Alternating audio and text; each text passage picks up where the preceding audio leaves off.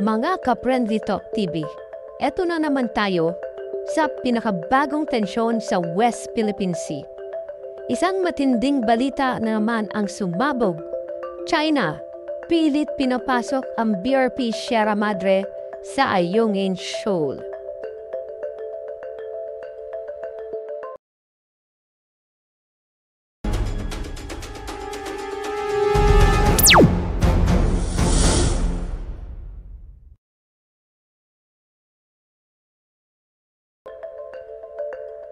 Alam ng lahat, ang BRP Sierra Madre ay hindi na bagong barko.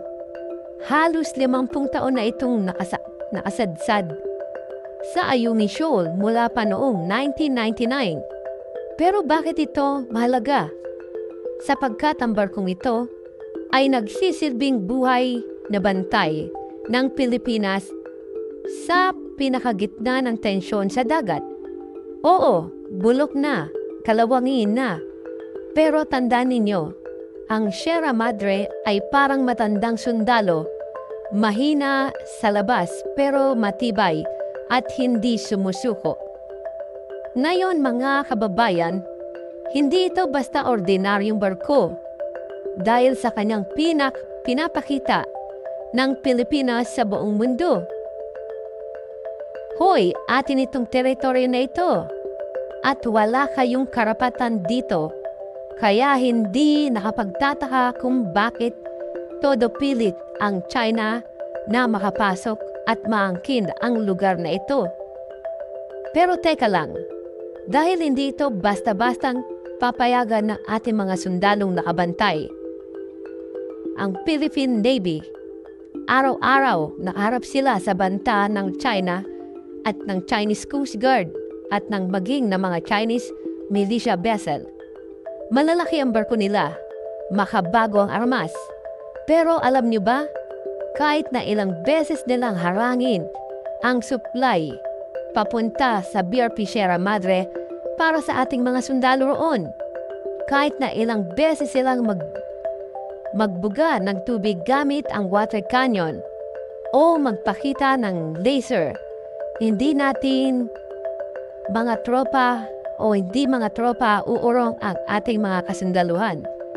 May mga pagkakataon na halos banggain na ng China ang mga resupply mission natin. Yung mga bangka natin, maliliit man o maliit lang, pero tuwing tatawid sila, parang laro ng buhay at kamatayan. Dahil sa bawat pagpasok nila, hindi lang pagkain o tubig ang dala nila, kundi pag-asa para sa mga sundalong nagbabantay sa kalawangin na barko at para sa ating Navy. Kahit kulang sa armas, sapat na ang tapang at paninindigan para ipakita sa China, subukan nyo kami kung gusto nyo ng gulo. Lalaban kami hanggang sa huli.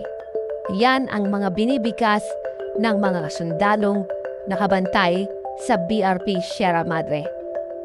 Mga ka-Friendly Talk TV, isipin ninyo ang sakripisyo nila. Ilang buwan silang nananatili sa lumang barkong yon, walang signal, limitado ang pagkain, mahirap ang kondisyon, at napakatahimik ng mga naririnig.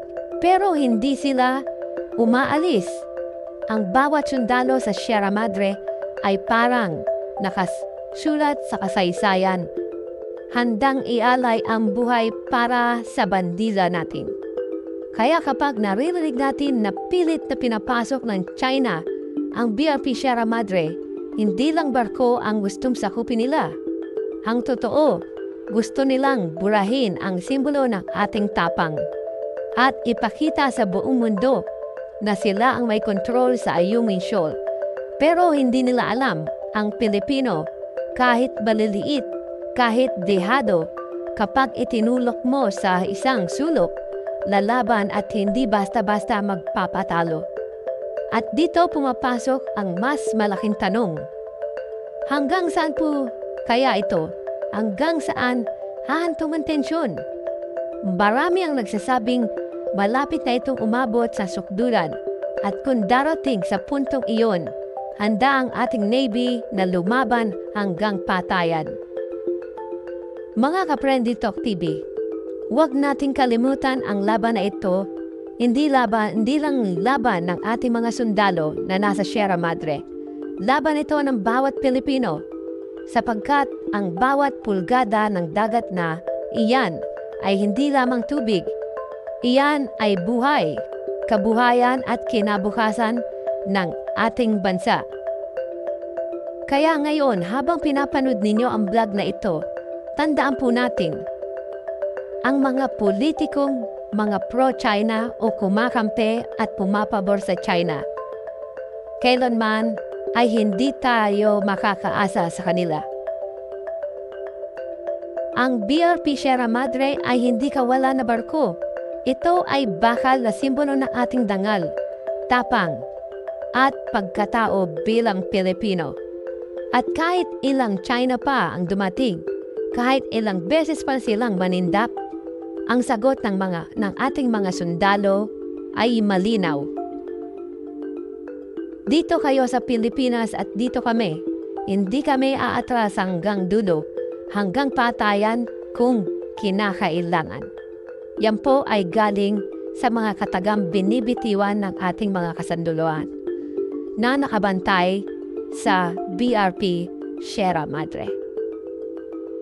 Kung nagustuhan niyo po ang ating mga pinag-usapan at pinagkukwentuhan sa vlog na ito, paki-like, share and subscribe ng Friendly Talk TV nang sa ganon tuloy-tuloy ang ating kwentuhan at usapan sa loob at labas na nagaganap.